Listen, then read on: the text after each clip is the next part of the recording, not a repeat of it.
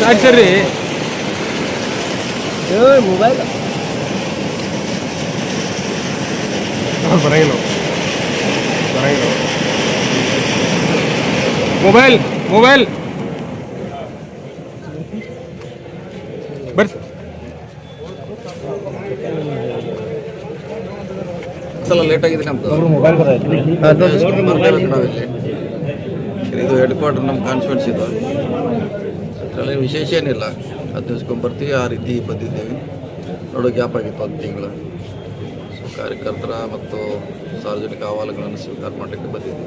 KPCC ಅಧ್ಯಕ್ಷರಾಗ್ತೀರಿ ಅನ್ನೋ ನಿರೀಕ್ಷೆ ಇತ್ತು ಸರ್. ಇತ್ತು, ಈಗಾಗಲೇ ಹೇಳಿದ ಅದ್ರ ಬಗ್ಗೆ ಸ್ಪಷ್ಟೀಕರಣ ಕೊಟ್ಟಿದ್ದೀವಿ. ಈಗಾಗಲೇ ಒಬ್ಬರು ಹಿರಿಯರ ಅನುಭವಸ್ಥರಾಗಿದ್ದಾರೆ, ಅವರ ಅಂಡರ್ನಲ್ಲಿ ಕೆಲಸ ಮಾಡ್ತೀವಿ ಹರಿಪ್ರಸಾದ್ ಅವರ ನೇತೃತ್ವದಲ್ಲಿ. ಸರ್, ಪ್ರಮುಖವಾಗಿ ತಮ್ಮದೊಂದು ಫಾಲ್ಸ್ ಮೆಸೇಜ್ ಕೂಡ ಏನು ಸಾಮಾಜಿಕ ಮಾಧ್ಯಮ ಮುಗಿದೋಗ್ತದೆ. ಅಧ್ಯಾಯ 8 ದಿವಸ ಓಡಿಸೋರು ಒಂದು ಮುಗಿತು. ಈಗಾಗಲೇ ಹೇಳಿದ್ದಿ, ಎಲ್ಲ ಹೇಳಾಯಿತು, ಪೊಲೀಸ್ ಕಂಪ್ಲೇಂಟ್ ಆಯಿತು. ಅದಕ್ಕೆ ಯಾರು ಅವು ಇಲ್ಲ ಅಪ್ಪು ಇಲ್ಲ, ಯಾರು ವರ್ಷದವ್ರು ಇಲ್ಲ. ಅದು ವರ್ಷದವ್ರಿಗೆ ನೀವು ಇಷ್ಟ ಪ್ರಾಮುಖ್ಯತೆ ಕೊಟ್ಟರೆ ಹೆಂಗೆ, ಯಾರೂ ಮುಂದೆ ಬಂದಿಲ್ಲ. ಸೊ ಅದು ಮ್ಯಾಟ್ರ್ ಕ್ಲೋಸ್ ಆಗಿದೆ ಅಷ್ಟೇ. ಸರ್, 2ನೇ ಹಂತದ ಸಚಿವ ಸಂಪುಟ ವಿಸ್ತರಣೆ ಯಾವಾಗ ಮಾಡ್ಬೋದು ಬೇಕು, ಈ ಮಂತ್ ಎಂಡ್ ಒಳಗೆ ಮಾಡ್ಬೋದು ಬೇಕು. 20 ಸೀಟ್ ಖಾಲಿದೆ ಟೋಟಲು. ಸೊ ಬೇಗ ಆದರೆ ಒಳ್ಳೇದು, ಯಾಕಂದ್ರೆ ಇಲ್ಲರ 20 ಖಾಲಿ ಇಟ್ಟು ಸರ್ಕಾರ ನಡೆಸೋದು ಕಷ್ಟ ಆಗ್ತದೆ.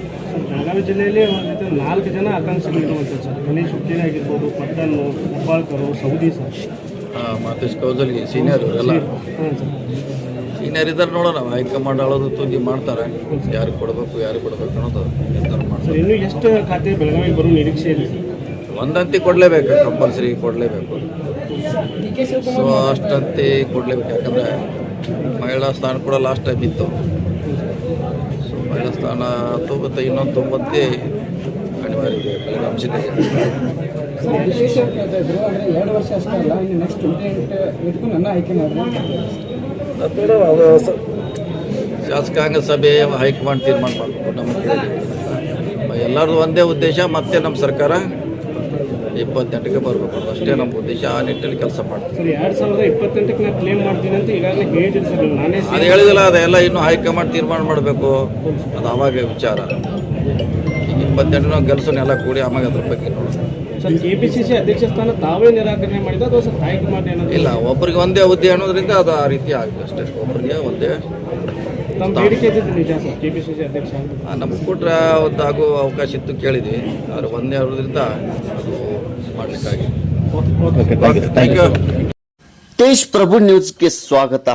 ಇಂದು ಸೋಮವಾರ ದಿನಾಂಕ 8 ಜೂನ್ 2026ರಂದು ತಾಲೂಕಾ ಪಂಚಾಯಿತಿಯಲ್ಲಿ ನಡೆದ ಕುಂದುಕೊರತೆ ಆಲಿಕೆ ಸಭೆಯಲ್ಲಿ ಲೋಕೋಪಯೋಗಿ ಇಲಾಖೆ ಅಧಿಕಾರಿ ಪ್ರವೀಣ್ ಮಾಡ್ಯಾಳ್ ಅವರಿಗೆ ಸೂಚನೆ ನೀಡಿದರು.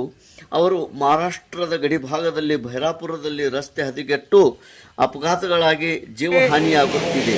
ಮನುಷ್ಯರ ಜೀವದ ಚೆಲ್ಲಾಟ ಸರಿಯಲ್ಲ, ಅಲ್ಲಿ ಕೂಡಲೇ ರಸ್ತೆ ನಿರ್ಮಿಸಬೇಕು ಎಂದು ಆದೇಶಿಸಿದರು. ಕ್ಷೇತ್ರದಲ್ಲಿ ಉತ್ತಮ ಸ್ಥಿತಿಯಲ್ಲಿರುವ ರಸ್ತೆಗಳನ್ನು ಮತ್ತೆ ಮತ್ತೆ ದುರಸ್ತಿ ಮಾಡುವ ಬದಲು ರಸ್ತೆಗಳು ಹಾಳಾಗಿರುವ ಎಂಕಮಡಿ ಕ್ಷೇತ್ರದ ಗ್ರಾಮಗಳಲ್ಲಿ ರಸ್ತೆ ನಿರ್ಮಿಸುವಂತೆ ಲೋಕೋಪಯೋಗಿ ಸಚಿವರು ಸನ್ಮಾನ್ಯ ಶ್ರೀ ಸತೀಶ್ ಜಾರಕಿಹೊಳಿ ಅವರು ಸೂಚಿಸಿದರು.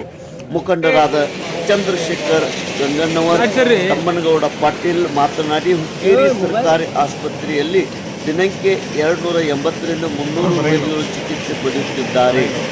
ಅದಕ್ಕೆ ವೈದ್ಯರ ಒಂದು ಸೌಕರ್ಯ ಮತ್ತು ವೈದ್ಯರ ಬದಲಿಯನ್ನು ರದ್ದು ಮಾಡಿ ಅವರೇ ಸೇವೆ ಮುಂದುವರಿಸಬೇಕೆಂದು ಒತ್ತಾಯಿಸಿದರು.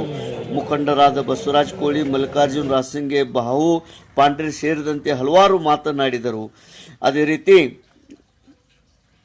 ದಿಲೀಪ್ ಹೊಸಮನಿ ಕೂಡ ಅವರು ಮಾತನಾಡಿದರು. ತಾಲೂಕಿನ ಅವರಗೋಳ ಗ್ರಾಮದಲ್ಲಿ ಕಳೆದ 4 ವರ್ಷದಿಂದ ದಲಿತರಿಗೆ ಸ್ಮಶಾನ ಭೂಮಿ ಇಲ್ಲದೆ ಪರದಾಡುವಂತಾಗಿದೆ. ಸ್ಮಶಾನ ಭೂಮಿ ಹದ್ದುಬಸ್ತು ಮಾಡಿ ಹಸ್ತಾಂತರಿಸಬೇಕು ಎಂದು ಮನವಿ ಮಾಡಿದರು. ಕ್ಷೇತ್ರದಲ್ಲಿ ನೂತನ ವಿದ್ಯುತ್ ಪರಿವರ್ತನೆಗಳನ್ನು ನಿಗದಿತ ಅವಧಿಯಲ್ಲಿ ನೀಡುತ್ತಿಲ್ಲ ಎಂದು ಮುಖಂಡರು ತಿಳಿಸಿದಾಗ ಜಿಲ್ಲಾಧಿಕಾರಿಗಳಿಗೆ ಶುಕ್ರವಾರ ಮನವಿ ನೀಡುವಂತೆ ಸಚಿವರು ಸೂಚಿಸಿದರು. ತಾಲೂಕ್ ಪಂಚಾಯತ್ ಕಾರ್ಯನಿರ್ವಾಹಕ ಅಧಿಕಾರಿ TR ಮಲ್ಲಾಡದ್, ವ್ಯವಸ್ಥಾಪಕ ಅವಿನಾಶ್ ಹೊಳಪಗೋಳ್, ಗ್ಯಾರಂಟಿ ಅಧ್ಯಕ್ಷ ಶಹನೂರ್, ತಹಶೀಲ್ದಾರ್ ನ್ಯಾಯವಾದಿ ಭೀಮಸೇನ್ ಬಾಗಿ, ಮುಖಂಡರಾದ ಮಲ್ಲಿಕಾರ್ಜುನ್ ರಾಶಿಂಗೆ, ಬಸವರಾಜ್ ಕೋಳಿ, ಅದೇ ರೀತಿ ದಿಲೀಪ್ ಹೊಸಮನಿ ಹಾಗೂ ಸಾರ್ವಜನಿಕರು ಸಭೆಯಲ್ಲಿದ್ದರು. ಈ ಸಂದರ್ಭದಲ್ಲಿ 2ನೇ ಅವಧಿಗೆ ಲೋಕೋಪಯೋಗಿ ಸಚಿವರಾಗಿ ಪ್ರಥಮ ಬಾರಿಗೆ ಆಗಮಿಸಿದ ಸನ್ಮಾನ್ಯ ಶ್ರೀ ಸತೀಶ್ ಜಾರಕಿಹೊಳಿ ಲೋಕೋಪಯೋಗಿ ಸಚಿವರು ಕರ್ನಾಟಕ ಸರ್ಕಾರ ಇವರಿಗೆ ತಾಲೂಕು ಆಡಳಿತದಿಂದ ಸತ್ಕರಿಸಿ ಗೌರವಿಸಲಾಯಿತು. ಹಾಳಾಗಿರುವ ರಸ್ತೆಗಳನ್ನು ದುರಸ್ತಿ ಮಾಡಿ ಕುಂದುಕೊರತೆ ಆಲಿಕೆ ಸಭೆಯಲ್ಲಿ ಅಧಿಕಾರಿಗಳಿಗೆ ಮಾನ್ಯ ಸಚಿವ ಸತೀಶ್ ಜಾರಕಿಹೊಳಿ ಅವರು ಖಡಕ್ ಆಗಿ ಸೂಚನೆ ನೀಡಿದರು. ತೇಜ್ ಪ್ರಭು ನ್ಯೂಸ್ ಹುಕ್ಕೇರಿ.